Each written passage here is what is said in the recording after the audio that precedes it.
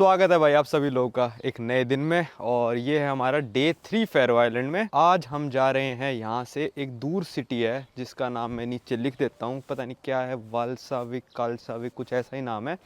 तो यहाँ से हम सिटी सेंटर से बस लेंगे और वो हमको लगभग 1 घंटा 20 मिनट में वहाँ पे पहुँचा देगी। यहाँ से 45 किलोमीटर दूर है, काफ़ी सारे आइलैंड्स पार करके जाएंगे हम, टनल्स हैं। तो गाड़ी रेंट करने का भी सोचा था, पर यहाँ पे भाई टोल्स ही बहुत ज़्यादा महंगे हैं। मतलब मान लो एक टोल जो नॉर्मल टनल का है वो 100 करोने से नीचे का नहीं है। एक बार जाओगे 100 करोने मतलब 1300 रुपये, वापस आओगे 100 करोने मतलब 1300 रुपये, 2600 रुपये तो यही हो गए। और बस का किराया कुल वहाँ आइलैंड जाने का 60 करोने हैं। तो हमने कहा गाड़ी का किराया और देना पड़ेगा, और आंटी बोली 2 दिन तक रेंट करोगे तभी दूंगी मैं, 1 दिन के नहीं दूंगी। तो हमने कहा भाई फिर तो छोड़ो। और भाई फिर एक टनल आती है जिसका किराया पता है कितना है, वन वे 250 करोने, 250 करोने वन वे उस टनल को पार करने का किराया, चाहे आप कोई सी भी गाड़ी में हो, और 250 करोने वापस का। तो ये तो मेरे को वर्थ इट नहीं लगा। तो मैंने सोचा कि भाई नहीं, हम गाड़ी रेंट पे नहीं लेंगे, हम बस में ही ट्रैवल करेंगे। तो भाई कल जो मैं बात कर रहा था ना कि नींद में थोड़ी दिक्कत आ रही है यहाँ पे, क्योंकि जब देखो भाई तभी सूरज निकला रहता है तो समझ ही नहीं आता कितने बजे उठना है कितने बजे सोना है, बार बार फ़ोन चेक होता रहता है। तो उसकी वजह से क्या होता है ना कि हम उठते ही 10 बजे हैं, फिर तैयार होते होते 12 बज गए। तो आज आंटी के ना कोई घर देखने आया हुआ था, जो बायर होगा वो देखने आया हुआ था प्रॉपर्टी डीलर के साथ। तो आंटी ने बोला भाई आधा घंटा अपने रूम से मत निकलना। तो फिर वो लेट होते होते होते होते अभी 2 बज गए दोपहर के। और दिमाग में ये भी चलता रहता है कि भाई रात के 10-12 बजे तक दिन है तो फिर आराम से चल लेंगे घूमने। तो वो थोड़ा दिमाग कहता है रेस्ट कर लो और रेस्ट कर लो, उस चीज़ के चक्कर में 2 बजे निकले। अब बस है 3:15 की मेन बस स्टैंड से, जहाँ तक मेरे को ऐसा लग रहा है, क्योंकि उनकी साइट पे या गूगल पे इनकी पब्लिक ट्रांसपोर्ट की इन्फॉर्मेशन नहीं है, पर उनकी साइट पे है इन्फॉर्मेशन। तो वहाँ से हमने निकाली है। तो चलते हैं, देखते हैं। ड्रोन अपना तैयार कर लिया है, वहाँ पे जाके ड्रोन उड़ाएंगे देखेंगे कैसे क्या नज़ारे मिलते हैं। तो अभी जिस आइलैंड पे हम जा रहे हैं वहाँ पे जो शहर है उसका नाम है काल्कस्विक, ठीक है।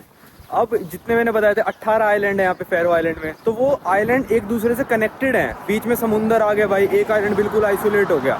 उसको कनेक्ट कैसे करा इन्होंने, अंडर सी टनल्स बनाई है, कई जगह ओवर ब्रिज बनाए हैं भाई। 54,000 लोगों के लिए अंडर सी टनल्स, ओवर ब्रिज, कितनी डेवलपमेंट कर रखी है भाई। देख के मेरे को यकीन नहीं हो रहा। सिर्फ और सिर्फ 54,000 लोग रहते हैं यहाँ पे, और 18 आइलैंड्स को कनेक्ट कर रखा है। हेलीकॉप्टर सर्विस है, फेरी सर्विस है, बस सर्विस है, और समुंदर के अंदर से टनल बना रखी है भाई कि ये लोग एक आइलैंड से दूसरे आइलैंड जा पाए। हालांकि टनल का किराया बहुत महंगा है, पर वो हमको महंगा लग रहा है कि 100 करोने। यहाँ के लोगों के लिए महंगा नहीं है, क्योंकि जैसे मैंने पिछली वीडियो में बताया था, यहाँ के लोग ऑन एन एवरेज $60,000 पर साल का कमाते हैं। तो इनको कभी कभार जाना पड़ता होगा, ऐसा नहीं है कि भाई रोज ही बंदे जा रहे हैं उस टनल में से।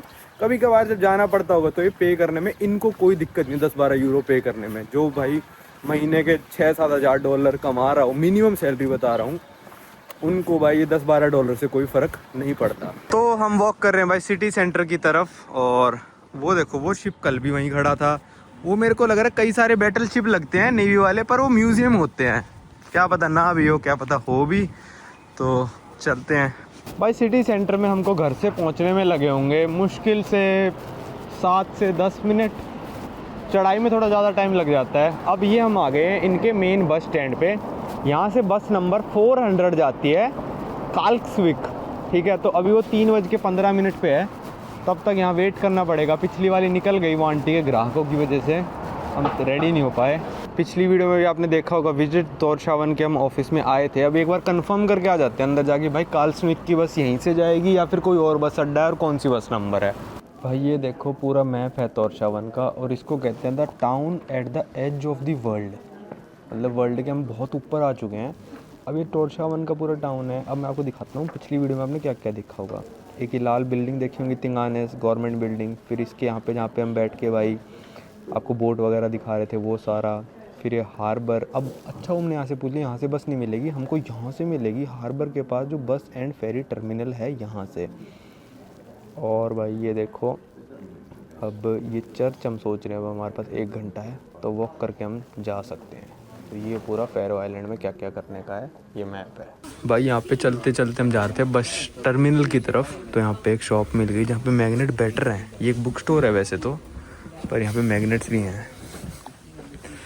तो ले लेते हैं भाई कोई सा एक बढ़िया सा मैग्नेट फैरो आइलैंड का। वैसे तो डेनमार्क के अंडर है, पर हम स्पेशल आए हैं तो इसलिए ले रहे हैं। भाई ये वाला मैग्नेट ले लिया मैंने फैरो आइलैंड का, क्योंकि यही घर देखे हमने घास वाले ना, जो आपको कल पिछली वीडियो में दिखाए थे। 50 का है ये, मतलब ये हो गया 650 का। चलो आ जाओ चलते हैं बस स्टैंड की तरफ। अब ये वाली दुकान है, कल भी देखी थी हमने, इसकी वीडियो भी बनाई थी, पर हमको लगा सिर्फ कैफ़े है। तो ये बुक स्टोर है जिसमें आपको मैग्नेट्स मिल जाएंगे। लो भाई, कल जाम घूम रहे थे इनके फेरी टर्मिनल पे, यहीं पे इनका बस टर्मिनल है, और हमको आज जाना भी था। एक नोलसोए करके आइलैंड है, पर भाई उसकी फेरी ना निकल गई। दिन में कई बार चलती है वो फेरी, पर फिर भी मतलब हमारा टाइम आज नहीं बैठ पाया। कल दोपहर में हमारी फ़्लाइट है, तो सुबह सुबह आ जाएंगे फेरी लेने हम। नोलसोए आइलैंड भी आपको भाई दिखाना ही है मेरे को। तो ये बस एंड फेरी टर्मिनल है, बस भी यहीं से चलती हैं पूरे जो इसमें फेरो आइलैंड्स में जाती हैं, और फेरी टर्मिनल भी यही है। ये देखो लॉन्ग रूट की बस ये वाली हैं, ऐसी दिखती हैं, और जो शॉर्ट रूट की जो मैंने आपको सिटी में दिखाई थी लाल लाल वाली, भाई यही वाली बस लेनी है। और हमको यही आके लग गई, 400 नंबर लिखा है। तोरशावन अभी आई है क्लार्क्सविक से, तो अभी 15 मिनट बाद जाएगी है। भाई ये देखो पूरा मैप है फेरो आइलैंड का। अब आपको इसमें आइलैंड कहाँ पे हैं, ये जो काले काले बना रखे हैं, 1 आइलैंड, 2 आइलैंड, 3, 4, 5, 6, 7, 8, 9, 10, 11, 12, 13, 14, 15, 16, 17, 18, या तो मेरे गिनने में गलती हो गई, ठीक है। तो अब हैं हम तोरशावन में, और यहाँ से लेंगे 400 नंबर बस, ठीक है। तोरशावन 400, ठक ठक खट खट खट खट खट, इतने आइलैंड पार करके हम जाएंगे क्लार्क्सविक। यहाँ तक ये जाके बस ख़त्म हो जाती है, ठीक है। आप देख सकते हो भाई सारे के सारे आइलैंड कनेक्ट कर दिए, 1-2 छोटे छोटे आइलैंड छोड़ के जहाँ पे कोई रहता नहीं है। यार क्या पब्लिक ट्रांसपोर्ट बनाया यार इन्होंने। और जितने भी आइलैंड्स के बीच में ये है, या तो ये ब्रिज है या फिर अंडर सी टनल बना रखी है। देखो भाई, ये देखो सारे आइलैंड कैसे सरकार ने कनेक्ट कर दिए, कमाल है। वेल डन भाई, मज़ा आया मेरे को। यूरोप में ये बात है भाई कि पब्लिक ट्रांसपोर्ट बहुत ही अच्छा बनाते हैं लोग। चलो भाई बस में चलते हैं, बस वाले ने लिख भी दिया क्लार्क्सविक जा रहा है 400 नंबर। चलो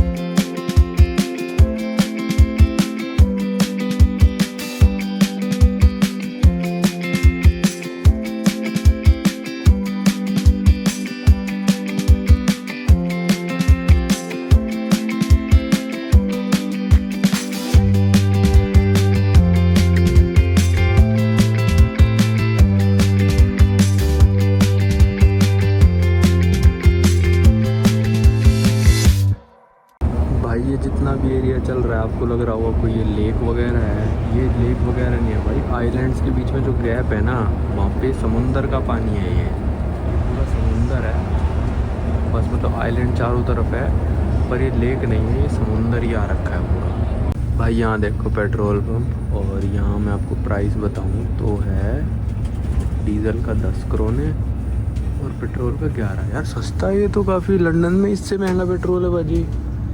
10 करोने कितना हुआ, 130 ही तो हुआ। कोपेनहेगन से भी सस्ता है ये। अभी क्लार्क्सविक बचा है भाई हमारा 35 किलोमीटर। भाई अब ना हम लंबे रास्ते से आए हैं, ठीक है। तो ऐसे छोटे छोटे गांव कई सारे आ चुके हैं, जिसमें किसी में 1000 लोग, किसी में 2000, किसी में 5000। और हम काफ़ी लंबे रास्ते से आए क्योंकि पब्लिक ट्रांसपोर्ट है। तो वैसे तो डायरेक्ट रास्ता 40-45 किलोमीटर का था, पर हम लगभग ये मान लो 80 या 90 किलोमीटर आए हैं। तो काफ़ी सारे आइलैंड्स का दौरा करते हुए आए हैं। और वो देखो जैसे दूर दिखने लग रहा है, क्या पता वहाँ पे 3 से 4 हज़ार लोग रहते हों। तो ऐसे बस उतारती जा रही है, चढ़ाती जा रही है, ऐसे चल रहे हैं। लो भाई यहाँ पे पहुँच गए हम क्लार्क्सविक, ठीक है। और ये थी बस हमारी, इसने लिए थे 95 करोने भाई। तो लगभग वही एयरपोर्ट जितना ही रेट पड़ गया, पर आए हम काफ़ी दूर हैं। ये मान लो लगभग हम आए हैं 80 किलोमीटर तो आए होंगे भाई हम, क्योंकि 45 किलोमीटर तो डायरेक्ट ही था, और थोड़ा घूम घाम के आए तो 80 में भी 90 भी हो गया हो, मेरे को पता नहीं है। तो अब यहाँ से वापस जाने की बस है शायद 1 या 1.5 घंटे बाद, तो उस बस में चलेंगे। तब तक यहाँ थोड़ा टाउन घूमते हैं, और भाई थोड़ा ड्रोन उड़ाएंगे, थोड़ा मज़े लेंगे। अभी धूप भी आ गई, मौसम भी बिल्कुल साफ़ है। ये इनका बस स्टैंड है इस टाउन का। चलो आ जाओ, ये विजिट नॉर्डे का ऑफिस है। ये देखो जैसे पुराना घर होगा, ये बहुत ही पुराना है, जो पत्थरों से बना हुआ है, और इसकी रूफ भी सारी घास उगा रखी है इसकी छत पे भी। ये चर्च तो नहीं है, चर्च के थोड़े साइन लगे हैं, हो सकता है चर्च भी हो। तो ये देखो ऐसा शहर है कुछ ये। अभी इतनी ज़्यादा प्यास लगने लग रही है क्योंकि यहाँ पे ह्यूमिडिटी का लेवल बहुत ही ज़्यादा कम है, जिसकी वजह से भाई सांस लेते लेते ही पूरा गला सूख जाता है। तो हम पानी की बोतल लाए नहीं, अब यहाँ से लेनी पड़ेगी। 200-300 रुपये की पानी की 1 लीटर की बोतल आएगी, तो वो पी के थोड़ी ऐसे जान सी आएगी। बहुत कम ह्यूमिडिटी है यहाँ पे भाई, मतलब मॉइस्चर है ही नहीं, बिल्कुल हाथ सूख जाते हैं। मॉइस्चराइज़र मेरे को साथ लेके चलना पड़ रहा है भाई। यहाँ पे आ गए हम FK में, और यहाँ से पानी की बोतल उठा लेते हैं बस एक। भाई मैं एक पानी की बोतल लेके आया हूँ, ये है 500 ml की, और ये पानी की बोतल है भाई 14 करोने की। 14 को 13 से मल्टीप्लाई कर लो, उतने रुपए की पानी की बोतल है। एक और ले ली थी हमने, 2 ले ली क्योंकि चाहिए ही होगी भाई आने जाने के लिए। भाई यहाँ पे ये देखो, ये सारा समुंदर है डायरेक्ट, ये जो है ना समुंदर से कनेक्ट है, ये कोई लेक में नहीं खड़ी बोट, मतलब है लगेगा तो ऐसा ही कि भाई तालाब सा है, पर सीधा ये समुंदर के पास जाता है, और दोनों तरफ ये घर बने हुए हैं। हम सोचे यहाँ से बोट उड़ा सकते हैं, ड्रोन उड़ा सकते हैं, और बहुत ही अच्छे नज़ारे आएंगे क्योंकि बीच में एक छोटी सी लेक टाइप है और दोनों तरफ घर हैं। ऐसा नज़ारा है काल स्मिक का। और सर्दियों की फ़ोटोज़ में लगा देता हूँ भाई, फिर तो ये वाला पहाड़ वो वाला पहाड़ सारा बर्फ़ से ढक जाता है। अभी गर्मियाँ हैं तो सब कुछ हरा भरा हो रखा है।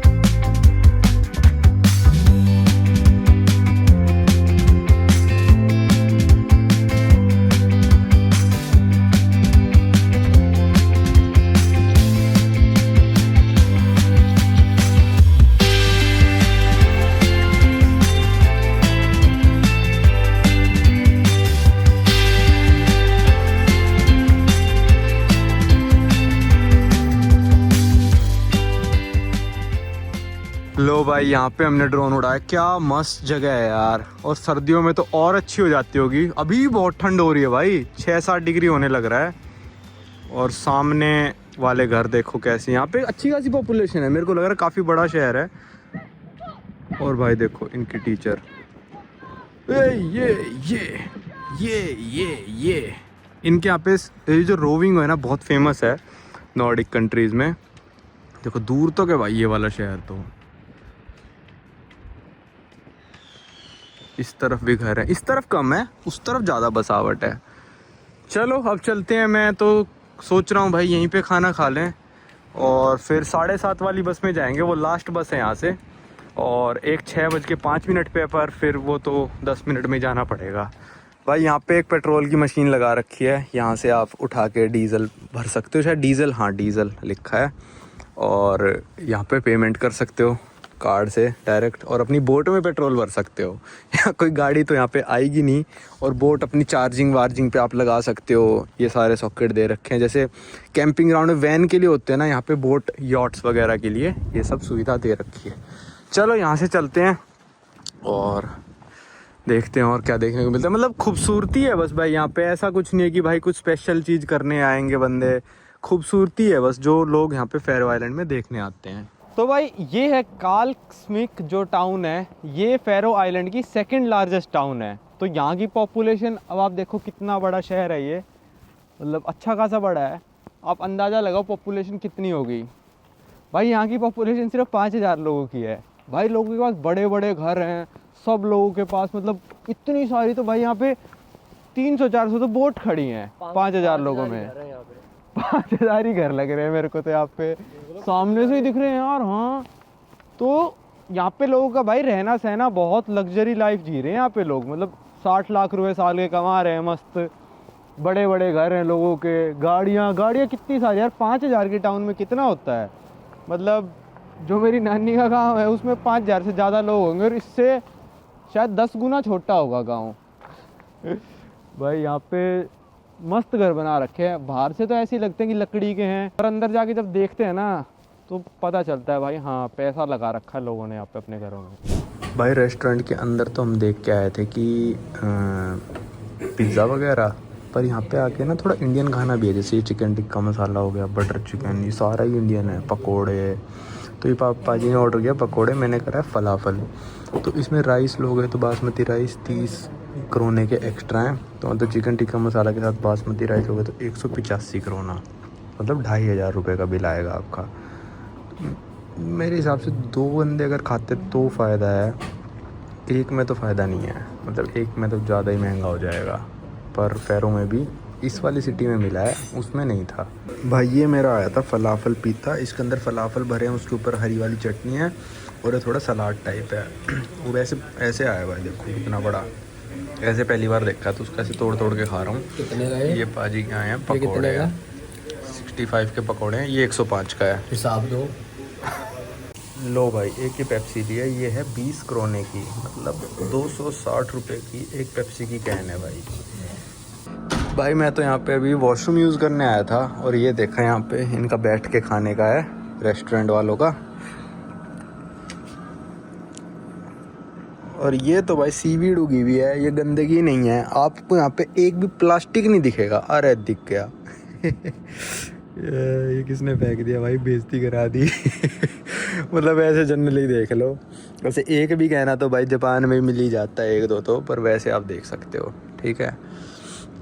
मतलब उम्मीद सी रहती है ऐसे देशों से कि एक भी ना मिले, तो मेरे मुंह से निकल गया एक है भाई, ठीक है, एक दो और भी होगा, इसका मतलब ये नहीं कि गंदगी है। अच्छा साफ़ सुथरा देश है भाई। ये था भाई रेस्टोरेंट रे ब्लैक, ठीक है, बहुत ही अच्छा खाना लगा मेरे को तो भाई, फीलिंग था काफ़ी खाना। भाई यहाँ पे जो शेफ थे वो थे श्रीलंकन, तो वो बोल रहे थे स्पाइसी बनाना तो स्पाइसी बना देंगे, नहीं बनाना तो ना बनाओ। तो यहाँ पे शेफ, मैंने कहा यार आप इंडिया से हो क्या, कहते नहीं श्रीलंका से हूँ मैं। तो फिर वो चिकन टिक्का मसाला, बटर मसाला, बटर चिकन मसाला, आपको अगर स्पाइसी बनाने थे तो वो एक कस्टमर और आए थे, वो कहते स्पाइसी बना देंगे हम। तो इंडियन खाने का थोड़ा लुत्फ लेना है तो यहाँ पे ले सकते हो, वरना फेरो आइलैंड में इसके अलावा कोई इंडियन रेस्टोरेंट नहीं है। तो भाई अभी ना मैं और पाजी जब वहाँ पे बैठे थे रेस्टोरेंट में, तो मैंने आखिरी में कोक ली थी, तो कोक थी 20 करोने की, जो कि हो जाते हैं 260 रुपये की कोक। तो हम ही डिस्कस कर रहे थे कि यार इंडिया में जैसे MRP का सिस्टम है, वो पूरे यूरोप में, पूरे USA में कहीं पे भी नहीं है। मतलब अफ्रीका में बहुत कम देशों में MRP का सिस्टम है, ऑस्ट्रेलिया, न्यूजीलैंड, कहीं पे भी MRP का सिस्टम नहीं है। ये इसलिए नहीं है क्योंकि मान लो कंपनी तो कोक बना के एक हमारे इंडिया में जो क्या कहते हैं, जो जिसकी दुकान है, ग्रोसरी स्टोर है, उसको 40 रुपये की दे रही है, ठीक है, मतलब मान लो 35 की दे रही होगी। तो उस बंदे को पता है कि भाई कोक में रखूँगा तो 5 ही रुपये बचेंगे, और बिस्लेरी की बोतल जो ट्रेन में भाग दौड़ के लोग बेचते हैं, उस पर 10 रुपये की पानी की बोतल है 20 रुपये की, उस पर कितना रुपये बचा लेंगे, 1 रुपया, 2 रुपये, 5 रुपये बचा लेंगे। पर यहाँ पे इनकी मर्जी है, रेस्टोरेंट में ये कस्टमर को देख के उस पर कितना भी प्राइस चार्ज कर सकते हैं। सुपर मार्केट्स में भी यही है। इसको लोग कहेंगे कि भाई गलत चीज़ है, ये नहीं, MRP होनी चाहिए। भाई मैं इसके बिल्कुल ख़िलाफ़ हूँ, क्योंकि देखो आप सिनेमा हॉल में जाओगे, वहाँ पे जो कोक की बोतल है आपको 40 में नहीं मिलेगी, वो अपना ही MRP प्रिंट करा के रखते हैं। कंपनी से कह देंगे कि भाई हमारा MRP प्रिंट करो। भाई देखो बड़ी बड़ी कंपनियों का इस चीज़ में फ़ायदा है, वो अपने रेट पे कोक बना रही है। अगर कोई बड़ी कंपनी उनको आके कह रही है कि भाई हमारे लिए अलग से MRP प्रिंट करो, तो सेम चीज़ पे अलग MRP प्रिंट कर रहे हैं।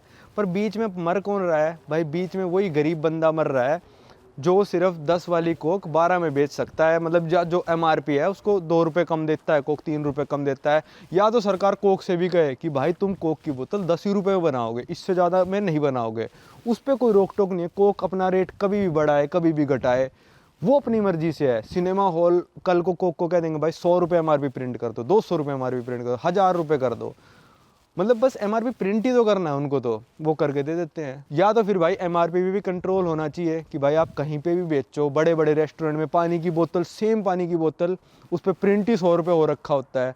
शायद आप लोगों ने क्या पता देखा ना हो, मैंने तो देखा है भाई। क्योंकि एक देश की तरक्की तब होती है जब उसके गरीब लेवल पे पैसा जाना शुरू होता है।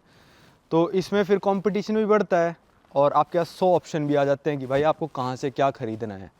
तो ये शायद मैंने कभी बोला नहीं है, MRP का सिस्टम इंडिया में अब टाइम आ चुका है कि इस चीज़ को हटा देना चाहिए। मेरे को इससे कोई फ़र्क नहीं पड़ रहा भाई, मैं तो बल्कि खुश हूँ कि मेरे को तो कम पैसे देने पड़ रहे हैं। पर मैं ये कह रहा हूँ कि भाई गरीब लोगों के पास भी अब पैसा जाना चाहिए, सिर्फ अमीर लोगों के पास नहीं होना चाहिए। अब आ चुके हैं हम वापस से बस स्टैंड और आराम से बैठ के खाया, व्यू का आनंद लिया। यहाँ पे सारे व्यूज़ ही व्यूज़ हैं। और तो फेरो आइलैंड में वाटरफॉल जा सकते हो और 2-4 चीज़ें जा सकते हो, पर व्यूज़ के लिए ही जाना जाता है। और फेरो आइलैंड में मैं आपको बताऊं तो भाई यहाँ पे ट्रैकिंग और हाइकिंग बहुत ज़्यादा जगह कर सकते हो आप। उसमें क्या होता है कि जैसे आप कोई हाइकिंग ट्रेल वगैरह पे जा रहे हो ना, तो वो प्राइवेटली ओन्ड होते हैं भाई, ठीक है।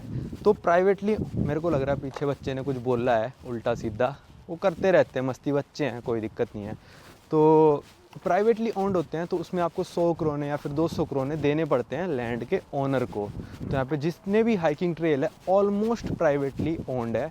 तो आपको हाइकिंग पसंद है तो ऐसे ही किसी के उसमें घुस मत जाना, पहले ओनर को पैसे देना और फिर आप हाइकिंग करने जा सकते हो। हाइकिंग के लिए बहुत फेमस है फेरो आइलैंड, पर हमको इतना नेचर ठीक है पर शहर से ही दिख जाए उतना ही पसंद है। सबकी अपनी अपनी प्रेफरेंस होती है। वापस बस स्टेशन आ गए, 20-25 मिनट में यहाँ से बस है, फिर चलते हैं वापस तोरशावन। तोरशावन में तो काफ़ी बड़ा बस स्टेशन था, पर यहाँ का बस स्टेशन ही है, इसके अंदर आप वेटिंग वगैरह कर सकते हो। और ऐसा लग रहा है भाई बहुत ज़्यादा पुराना सा। और ये वाला दरवाज़ा खोल रखा है, यहाँ पे आप बैठ के वेट वगैरह कर सकते हो। ये गंदगी मचा रखी है, 1-2 होमलेस तो होते ही हैं हर जगह। डस्टबिन है फिर भी काफ़ी साफ़ है भाई बैठने के लिए। यहाँ से आप बैठ के आराम से हीट में अपने बस का इंतज़ार कर सकते हो। भाई यहाँ पे जो इनका चर्च है वो कुछ ऐसा दिखता है। और घास देखो यार, इतनी सिमेट्रिक, मतलब ऐसा लग रहा है काट रखी है, और क्या पता काट ही रखी हो भाई। और वो देखो एक वो झोपड़ी बना रखी है, उसका ना गूगल में फ़ोटो आया, मेरे को लगा पहले वो है चर्च। और उस झोपड़ी पे चढ़ना कैसे है, पर ये पता नहीं क्या बना रखी है। तो चर्च तो भाई बंद हो चुका, क्योंकि आपको लग रहा होगा सूरज इतनी ऊपर है, वो रहा सूरज। तो अभी टाइम हो रहा होगा 3, पर नहीं भाई, टाइम अभी होने लग रहा है 7:15। 15 मिनट बाद बस है। तो ये इनका चर्च है यहाँ पे इस टाउन का। भाई रिटर्न बस में बैठ गए हैं और आप देखोगे तो पूरी की पूरी बस खाली है। इतनी महंगी टैक्सी करके जाने लग रहे हैं हम अभी। तो यहाँ छोड़ दिया बस ने, और ना आप बस से कहीं पे भी कह सकते हो छोड़ने को। तो ये एक मॉल है, SMS मॉल। तो इसके अंदर मैंने तो वहाँ फलाफल से मेरा पेट भर गया था, पर पाजी को खाना था बर्गर किंग, तो वो एक इस वाले मॉल में है बर्गर किंग। भाई ये देखो अंदर से मॉल। और अभी टाइम हो रहा है रात के, पाजी 10 बज गए, 9:30 हुए होंगे शायद भाई मेरे हिसाब से, 9 9:30। चलो भाई, पाजी का सपना टूट गया बर्गर किंग से खाने का। बर्गर किंग वैसे ओपन है 10:30 तक, पर सिर्फ ड्राइव थ्रू के लिए। अगर आप मतलब बैठ के खाना चाहते हो तो नहीं है। तो मैंने कहा भाई ड्राइव थ्रू पे जाके पैदल चल के ऑर्डर कर दो। अमेरिका में तो ले लेते हैं यार, बड़े चिल से लोग होते हैं, पर यहाँ थोड़े यूरोपियन के ना ज़्यादा ही मतलब बिल्कुल ही रूल्स के स्ट्रिक्ट बनते हैं। तो मैं ड्राइव थ्रू पे चला गया, मैंने कहा भाई ऑर्डर कर सकते हैं। कहता नहीं, आपके पास गाड़ी नहीं है तो आप ऑर्डर नहीं कर सकते। चलो फिर कोई नहीं, अब घर जाके खा लेंगे। भाई मैं कह रहा ये खड्डे कैसे आपको दिख रहे हैं? खड्डे ये जो रोड में हो रखे हैं, मतलब 2-2, 3-3 इंच गहरे खड्डे हैं ये।